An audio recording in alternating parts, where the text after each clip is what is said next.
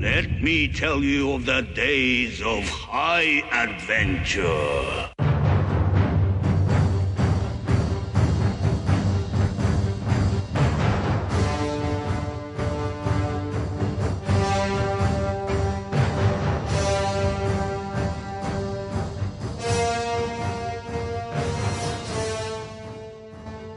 Hello, I'm Kevin. And I'm Mike.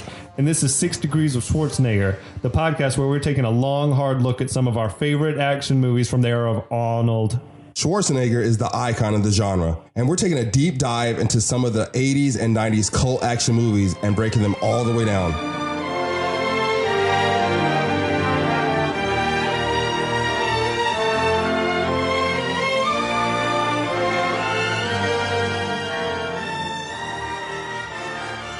Welcome back, everybody. It's Kevin back again with Mike to talk a little bit more about Conan the Barbarian.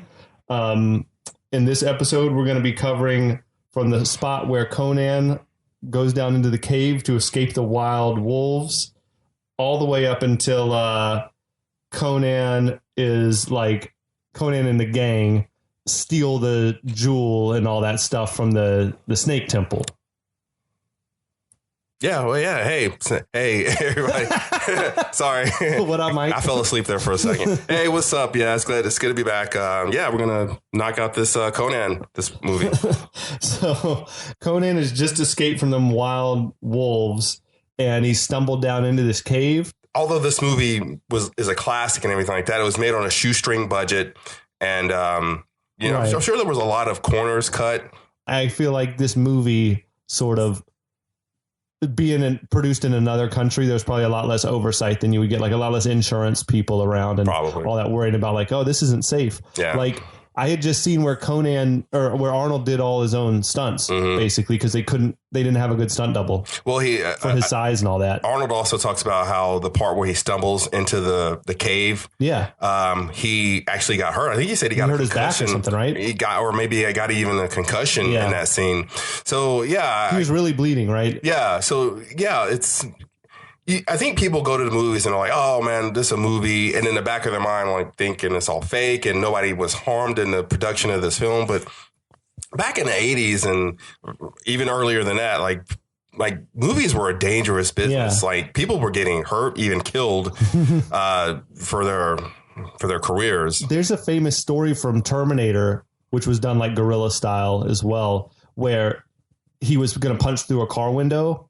And they hadn't shot that bit yet, and they had to go do it as a pickup. And he's just like, Arnold is just like, I think I can just punch through a real car window.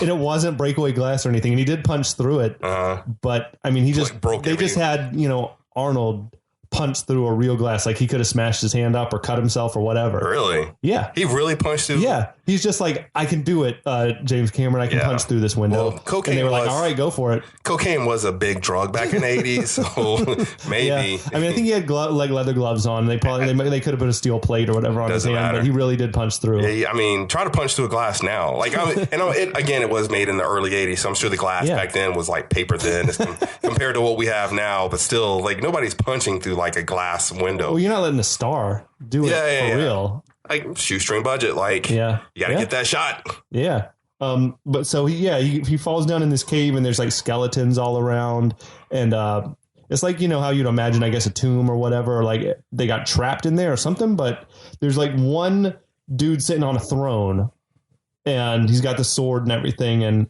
this guy like apparently died in like a perfect pose. Because he's like in a pose. The skeleton is in a pose on the stage. So I don't think that's how he died. I think that's how they put his body. His core. Oh, yeah, that would make more sense. How King Tut died. I'm sure he died in like not a glorious way, like maybe on the throne or on the toilet or something like that. But they didn't leave him in this pyramid on the toilet. Like I think Crom. He passed away, and they placed him there. Like they placed him in a So majestic. We got to talk about that because Conan says Crom when he sees him. But then the more I started thinking about it, I'm not sure if that means that is supposed to be Crom on the throne, or if that's just like an expletive, like, oh shit. I see what you're saying. No, yeah, I agree. I So I think Crom is being more ancient. Well, also Crom is a god. So how could that possibly be Crom in the flesh there?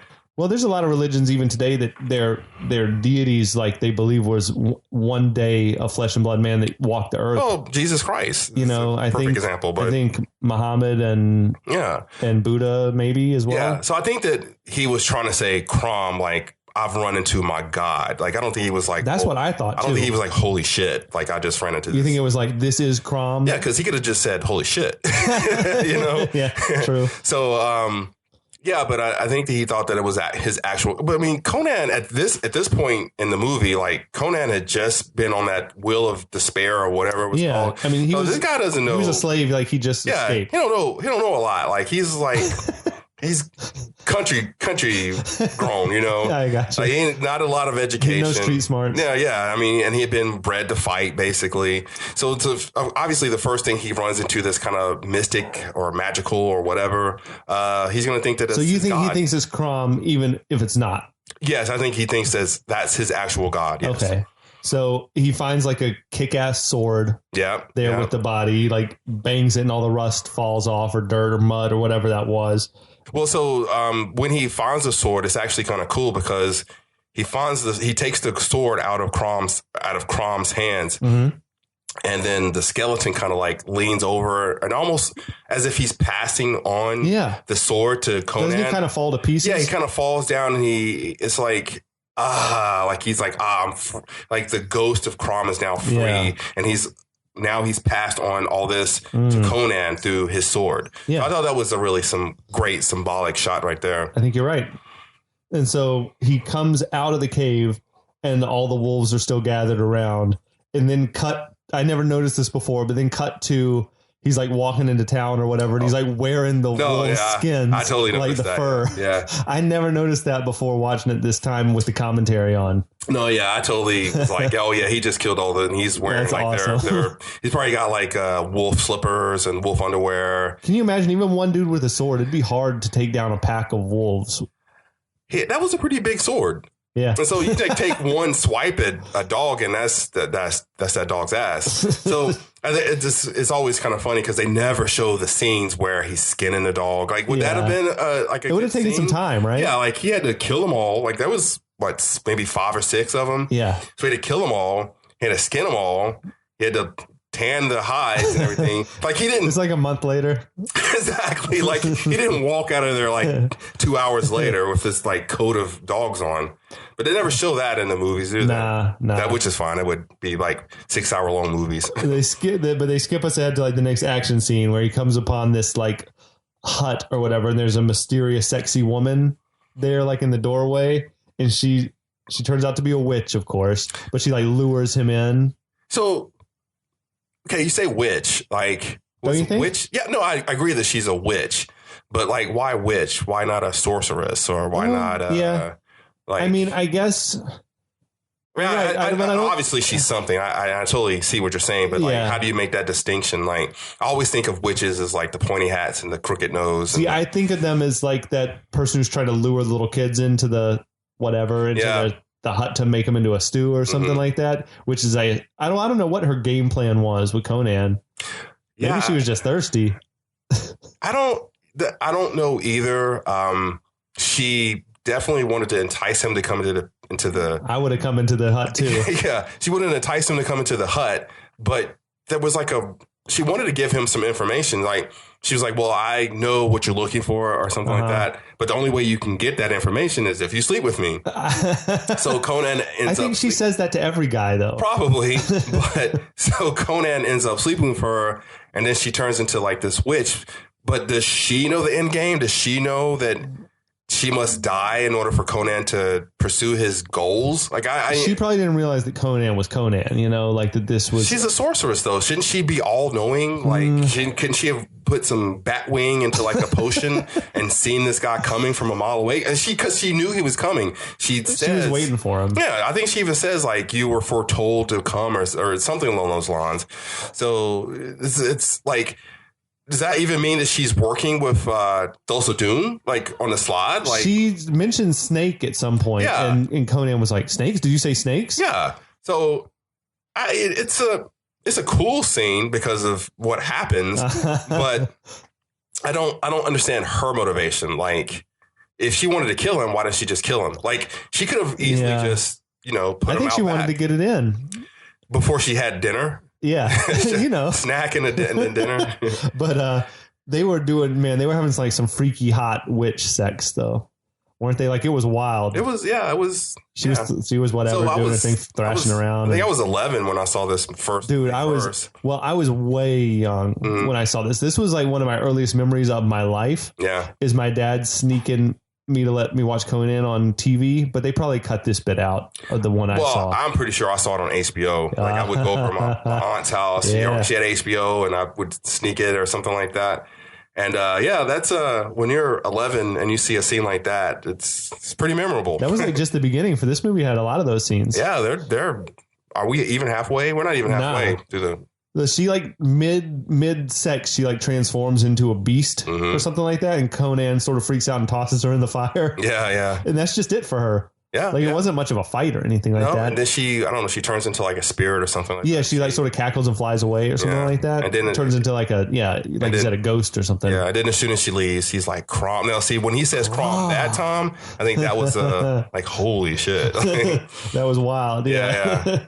So after that, I think he spends the night there. Like, he's like, oh, okay. It might be the next day, or I can't remember if it's still night, but he comes out and like finds the dude like shackled up outside. I'm 100% sure it's the next day, like that morning. You got to admit, he's like, oh well, you know how it is. You knock one out and then you want to just go to sleep. Yeah, so he's like, oh well. Then he goes back to sleep, and then he wakes up the next day, and that's where he meets Subotai. Subotai, that's Jerry Lopez, famous professional surfer and friend of John Milius. I don't know a lot of professional surfers. Like, I didn't even know that, what's his name? Jonathan Lee was a famous skateboarder before he became like a famous actor. Oh, Jason Lee. Jason Lee, yeah. It's weird, right? Yeah. So, we'll say that Jerry Lopez was a famous. Yeah. I mean, so Milius was like way into surfing culture and stuff like that. And I think the movie he had done just before Conan was like a surfer movie. What, Big Wednesday? Big Wednesday, yeah. So I think he ran with a lot of those guys. And the story goes like that they were using him as screen tests, or they were like, we want a guy who's like Jerry Lopez, who has that sort of attitude or way he carries himself. And then they're like, well, why don't we just cast Jerry? Well, so it probably doesn't. I don't know exactly what Jerry Lopez is as far as his ethnicity is. Yeah, but he looks like, be Latino, right? I would think because of Lopez, but he doesn't look Latino to me. He looks a little Asian. So he had a unique look. Yeah, so I wonder if they're going for that kind of like, Mongolian. If they're going for that look. I think a lot of the movie was inspired by that Mongolian kind of look and culture and attire. Well, even the witch had like a Asian look to her. I feel like they were trying to make everyone in this movie look like some race that's vanished from the earth, Well, we had talked about Thulsa Doom when they created his character. The straight hair and blue eyes. Like, and black skin, blue eyes, straight hair. Yeah. So they were trying to say that this is, I don't know, in the future, or this is like an age of men that we're all joined together type of thing. So this guy Subotai, he tells Conan that he's a thief. I got the impression that he's been lured in, that he himself was lured in by the witch, right? Oh, absolutely. Do you think they boned down as well? I don't know. I don't know. I just love the thought that like these two are Eskimo brothers. Yeah. Right off. I have no idea. I think I got the feeling she like sort of, that's probably how she like entrances everybody or whatever. Well, I could see that, but I don't think so, because I think that she was probably more attracted to Conan's strength. Of course. Than she was to Subotai. I think she was going to just straight up eat Subotai, like use him as like food. And then he was probably there trying to rob her. Probably. Something. Yeah. And then I think she was just going to, I don't get that sense. I think that Subotai, like you said, was probably just going to rob her or something like that. And then he got called. That's the like a Hansel and Gretel type thing. Like, that's the kind of sense I get from that. Yeah. Because, why would she have just like put him out back like that? Like, she's taking him up to save him for later. Yeah, she almost had him like in a refrigerator almost, like like lamb chops for dinner tomorrow or something like that. Conan and Subotai kind of hit it off right away. I feel like this is the most that... at this point in the movie, this is the most that Arnold has spoken. Like for the whole movie is the conversation that they're having. Because prior to that, like really his only lines have been to say Crom and then that thing about the driving the enemies and hearing the lamentations of the women. Like that has really been almost his only dialogue the whole movie. I have to say Arnold Schwarzenegger for like his first like 4 or 5 movies got paid bank for like saying 5 words. You think about Terminator? Terminator he probably didn't say more than 100 words in the whole movie. The whole film. And like this movie, he didn't say a lot either. And I mean, kudos to him for finding ways to make himself a star without really having to even do much. I think talking. Paid $250,000 for this movie, which the budget was $3 million. Yeah, he also was going to get like 5% of the take. Yeah, or whatever. So yeah, they were grooming him to be a star. Yeah, and the thing is, like, there were Arnold wasn't the only like big muscle man around during those days. True. Like, so what was it about Arnold that attracted these movies to him? And I knew he had won Mr. Olympia like 6 or 7 years in a row, but still he wasn't the only one. Yeah. So they were Americans and all that. Yeah. What was it about Arnold? It was just Lou Ferrigno was working too, but like there's a big gap between being the Incredible Hulk on TV and like being a mega movie star. True. Like Arnold, you know. But even having said those two, there were still others. Like there's, you know how they always talk about somebody having it, you know? Yeah. I think Arnold just has it. Like, like a star power, star. Like we were talking earlier, like Arnold slept with his maid, you know, and everybody was like, oh, you know, like nobody really, like he's cute. He's not, he's not like run out of the town for that, you know? Yeah, he gets a pass. Anybody else would be like crucified. And even like he's like I've said on previous podcasts, he's not a great actor, but he just gets you to buy in somehow. So you say he's not a great actor, and I agree. Yeah, he's not going to go up for any Academy Awards. You can tell he's not been a trained actor. But I will say this about Arnold is that he gives it his all. Even if he's not a good actor, he gives it his all when he's in it. So there were a couple of scenes that come later on that you could tell that he was really like in the moment. Mm-hmm. You put him in the right role, like Terminator or something like that, and he's perfect for that. Yeah, but we'll get to that. So they're talking a lot about religion and eating what looks like fried chicken. Like everybody has a different religion, it seems like in the movie. Like this Subotai is talking about how he prays to the 4 winds. Yeah, and then Arnold's like, or Conan is like, well, I pray to Crom. He's the best and all that. And like, and Subotai Crom pisses on your 4 winds. Yeah, he like lives under my God. Yeah, a lot of religious undertones in this film for like a sword and sorcery movie. So I just learned, or at least as far as IMDb is concerned, that all of Subotai's dialogue is dubbed by some other actor. That's what IMDb says. If so, that dude should get an award for best dubbing because it really seems like it's coming out of the guy who you're seeing on camera. Yeah, whoever dubbed that did a great job. And until you just told me like a couple of minutes ago, like I never knew that. And it kind of sucks for the guy who you don't get to see because he gave a good performance. Yeah, so you don't know the guy's name? I don't recall. I mean, I'm sure it was on IMDb, but I don't remember the name. Whoever did that did a great job. So now we got Subotai and Conan, and they're traveling from city to city. It hasn't really been explained to the audience like what their mission is at this point. Yeah, no. I mean, we can guess that it's Conan is on his quest, but they didn't have a conversation where they're like, I'm looking for this. Will you come with me? No, yeah. I think that they're just two guys, just like young guys, like out to just explore find life riches and all that. Yeah, just find whatever. There's no direct mission. I think Conan in the back of his mind is like, I'm headed towards this thing, but they have no real mission, and that's obvious when they get to towns and they start acting up and like getting drunk and starting ruckuses. And how much time do you think is passing while they're just going around from village to village? Not years, probably months. Months. Yeah. Okay. I mean, I was just wondering because it seems epic. Like, you know, as it's happening, there's the music playing and all that. And I'm sure it takes weeks to move from one place to the next in this time. Well, I don't know how that works back in those days where cities that's closer to each other because you were only moving by horse. You know, you weren't flying or you weren't. Half the time it seemed like they were just running. Yeah, on foot. Which reminds me of what was Legolas and Lord of the Rings. Lord of the Rings, how they just run everywhere. So they were like, I think I saw this thing where Milius wanted Arnold to be like more athletic in this movie. Yeah. So Arnold, before he started filming, like went on this like crazy workout regimen, and he went from like 240 to 210. So he dropped some of the bulk. He dropped some of the weight. So it would make a lot more sense that this guy could run like that. I could see Jerry Lopez making like those marathon type runs. But Arnold at like 240, like you'd be like, that dude ain't running like 2 miles. Tear your knees up. Yeah. But I think that they probably were just going from like town to town, like these outskirt towns, and just probably stealing and just whatever, making their way through life, like no real purpose, like most people.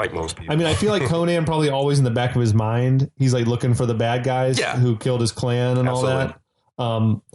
Now it seems like at a few points they come along and they're asking people who they encounter like about the double snake thing. Like, have you seen this symbol or whatever? It's two snakes like facing each other or connected or whatever. And finally they come to a town where there's like one guy who points them towards a tower and says like, this tower's got snakes or something like that. It's like a big tower in the middle of this town. And what's funny is he says like this group's spreading to every city, and he drops this line just like it was nothing, where he says, 2 or 3 years ago, it was just another snake cult. I'm like, are there a lot of snake cults? Like, it was just another one of those snake cults, Gotcha. So now let me ask you this.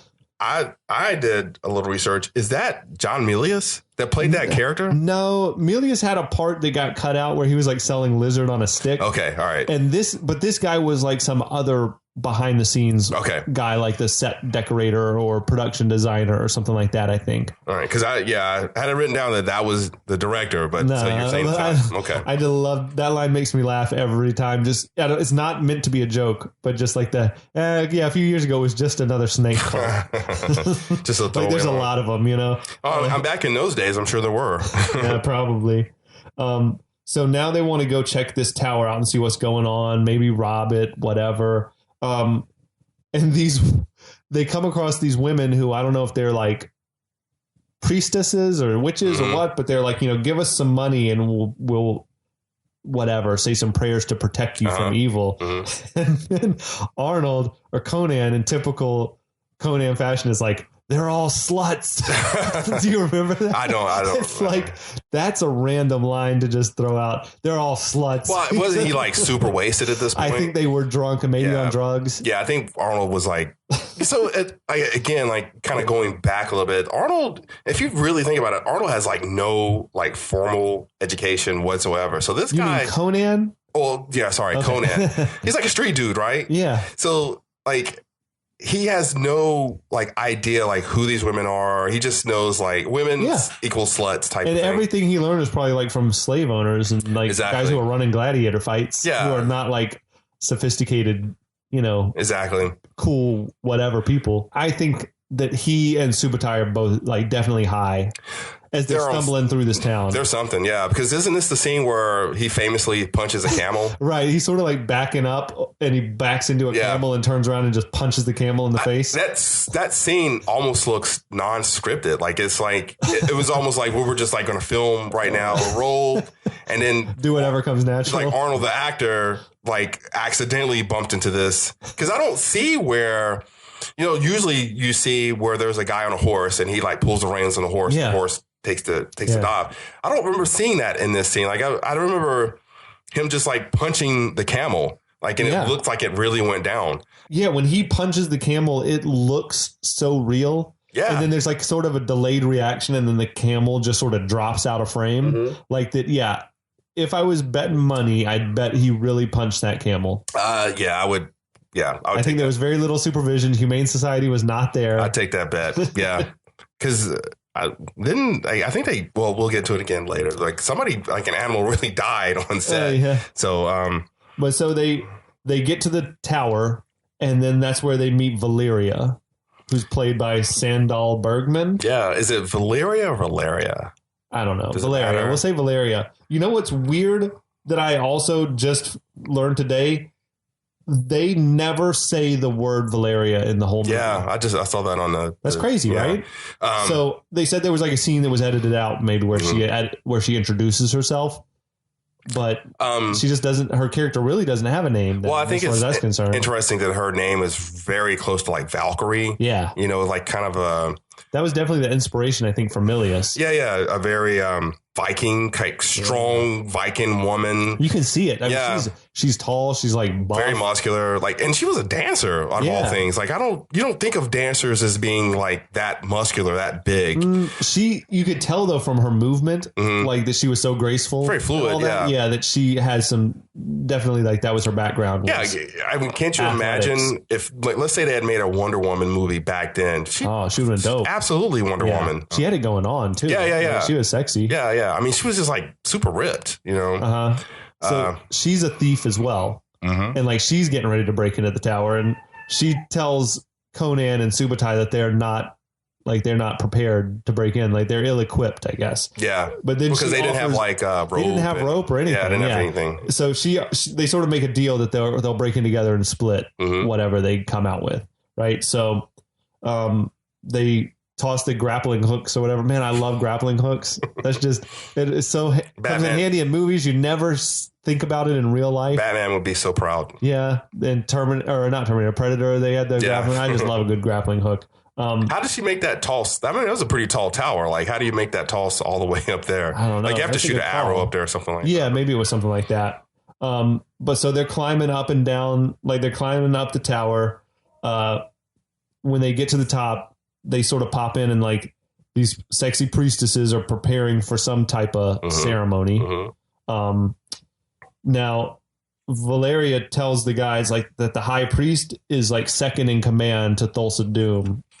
And I don't know if we're supposed to know who Thulsa Doom is yet, because I don't think that they have identified him. Yeah, didn't they when he killed... Did they say his name? Well, I don't know if they said his name, but I think we could guess, maybe? Yeah, I think you can probably guess it. But I think, I don't think they've ever explicitly said, like, that's James Earl Jones. Well, we know that there's, like, the connection with the snakes. Right. We know that's probably who they're talking about. We can guess they're in the right place, right? Conan and Subotai, they split off from Valeria to go look for, I guess, whatever they can find. Yeah, because they don't have, like, I don't even know if they know what's in there. They just they just see this like giant tower. Like, oh, there's got to be riches and Valeria gold or somebody must have mentioned that they had jewels. Yeah, they know that there's something in there that they can go get. So yeah, they're just kind of going to search. So they find a chamber with like a giant jewel in it and other stuff, and there's like a huge monster snake. Yeah, and there he's all coiled up or whatever. This is where the sword and sorcery part comes in, because this snake would never live in the snake in Harry Potter. Like, it's the size of that snake. In fact, I think it might even be bigger. I think bigger. I mean, it could swallow Conan. Oh, absolutely. Yeah. You know, I mean, it's a huge snake. Yeah, it's massive. Yeah. And then Valeria, she like takes out this like super hot priestess and steals her robe, which is like begins a theme, because I feel like that happens a lot in this movie of people stealing other people's clothes. Oh, yeah. And going undercover or whatever. Times, yeah. But that happens in a lot of movies in general, I guess. Yeah. It's just like a go-to. Yeah, to steal somebody's clothes and be to knock them out, steal their clothes, and then you're in the sky. I guess I'm thinking of the thing that pops in my mind is Indiana Jones. Oh, Indiana Jones does it at least once a movie. Yeah, where he knocks out the SS guard or whatever, and he steals his clothes. But so this one woman, where Valeria is, like, there's some sort of ceremony going on, and this one woman strips down, and it seems like maybe some type of sacrifice is going down. Yeah, I think at that moment you don't know exactly what's happening. You think they're just kind of praying, but it's revealed later that it is a sacrifice. And we see the big high priest or whatever, Rexor, who we saw in the opening scene when Conan's family got taken out. Yeah, this dude, played by Ben Davidson, former NFL player, and he's a giant of a man. Yeah. In the commentary, they were saying how hard it was to kind of cast people, because they wanted to have people that were actually bigger than Arnold. So I don't know how tall Arnold is, but like I think Ben Davidson is like 6'7" or something like that. 6'8", something. And I think Sven Olsen is like 6'5". Yeah. James Earl Jones is like 6'4". So it makes me think that all of them are taller than Arnold. Yeah. And honestly, like, I don't know how tall Sandal Bergman is, but she close. Yeah. Like, maybe they had her on platform shoes or something, but she's Jerry Lopez is definitely the little guy. The little guy in and this then whole Mako, scenario. who we get later. Yeah. Another little guy. So Conan and Subotai are down there trying to steal some stuff, right? Yeah. And what do they take like a diamond or something like that. There's like a really big jewel. Almost like a Pink Panther like diamond or something like it's that. a mass like a size of a pool ball. Yeah, it's huge. It's massive. Like if it were out there today, I mean, we're talking like $10 million, right? Easy. So as Conan's leaving, he sees like the snake charm, like this the medallion. The green like snake charm medallion that he's been looking for. That's the symbol he's looking for. Since he was a kid, right? And he takes it with him, and taking it, he doesn't realize that the snake is waking up. I think once they popped that big jewel out from wherever it was, that sort of triggered the snake. Well, no, I think it was Conan was as he was trying to steal all the jewelry. He was sweating, and so his sweat was like dropping onto the snake, and it was like dropping in his eye, and so you can see the snake's eye open, and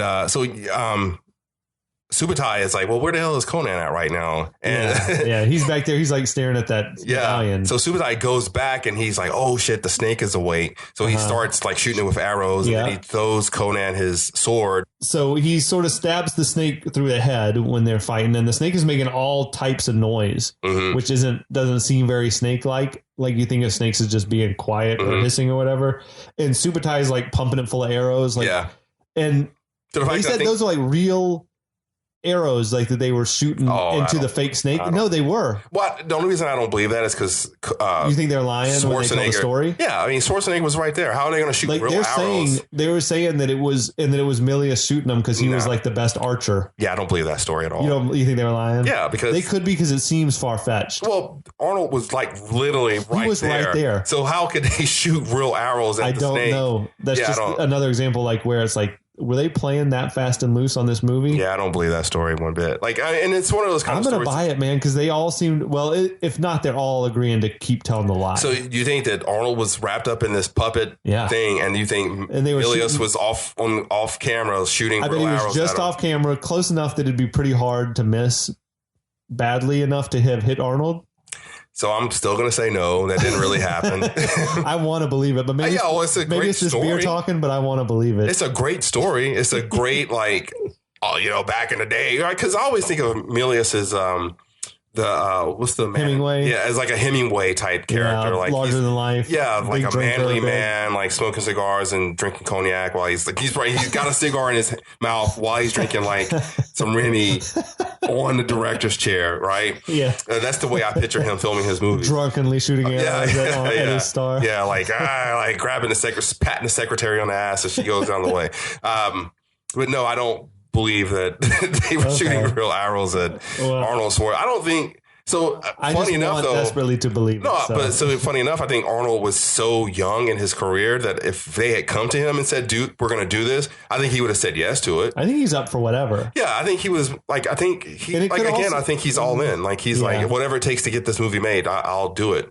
But that I don't know. I don't believe that.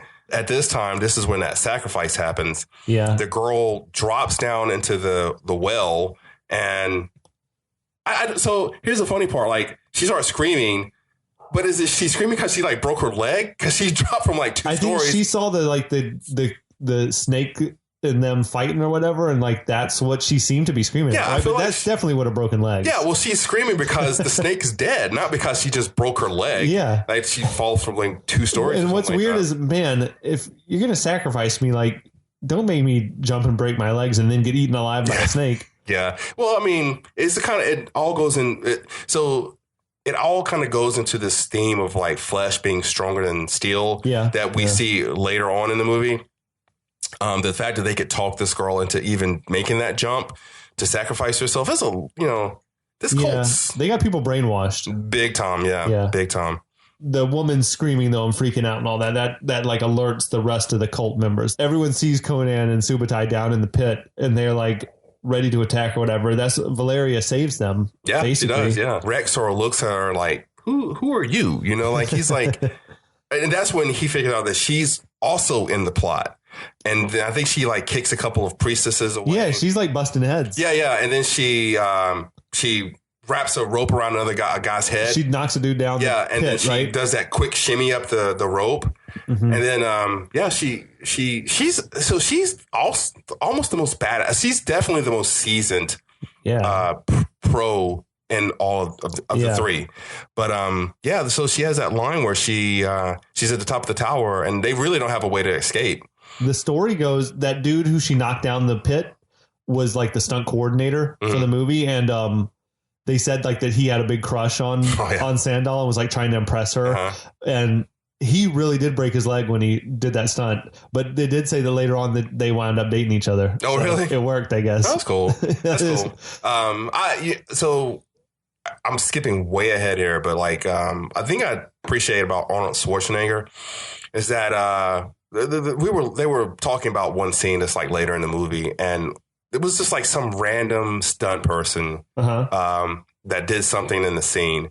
And Arnold totally knew who that guy was. Yeah. I thought that was really impressive. He was like a down to earth dude. I feel like he still kind of is. Or like he just winds up buddy with with James Earl Jones. Knew, like, who this random stunt guy was. I thought was pretty cool. And then I think it's like Milius's best friend or something. Yeah, I think that says a lot about. I think that says a lot about why Arnold is the way he is. Right. Why people like ride or die for him. Mm-hmm. But so, Valeria's like taking people out and so showing she's got serious skills. That's when she gets them up to the top of the tower somehow. And then they're going to jump off. And that's when she says, like, do you want to live forever? And just jumps off the tower. She's a badass. Yeah, a line that will come back to haunt her. That's like what she lives by, right? Yeah, yeah. She's definitely the Valkyrie of the movie. I feel like there could have been right after this, like a scene that was cut out with Rexor crying over the dead snake, like the like the dude who keeps the Rancor in Return of the Jedi. Yeah, I totally see that. Yeah, I don't know if that would have been a little too much humor added to the movie, but I can totally see that scene. But so then it's like party time, right? They're playing with all their jewels and everything that they got out with. I've always thought this scene was interesting because they couldn't have gone far.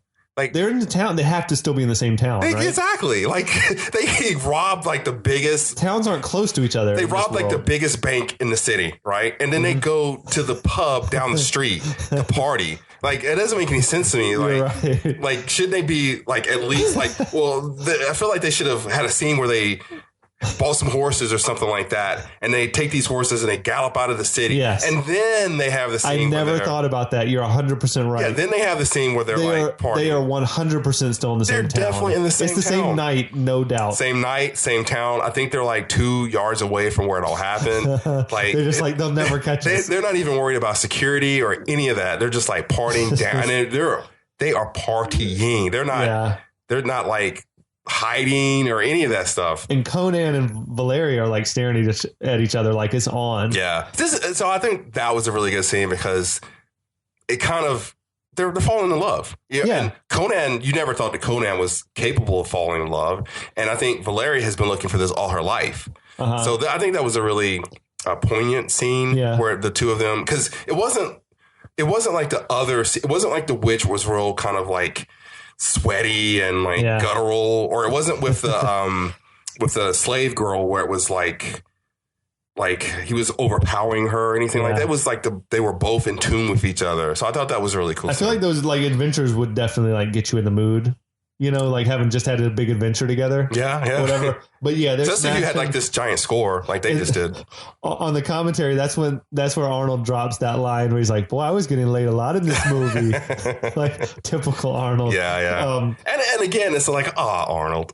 And when they're having their sex scene, like Conan / Arnold, like seems like he's like enjoying, not even just enjoying like the sex, but enjoying doing that scene. This guy is like a young actor. He'd only made like maybe 5 things prior, and he definitely had not done love scenes before this movie. So now somebody's like, oh, you're gonna pay me to do a love scene with this woman, like who's like woman? Gorgeous? Like sign me up. So, and they're like feasting on meat and stuff like that, like Brazilian barbecue or something like that, like in between fuck sessions.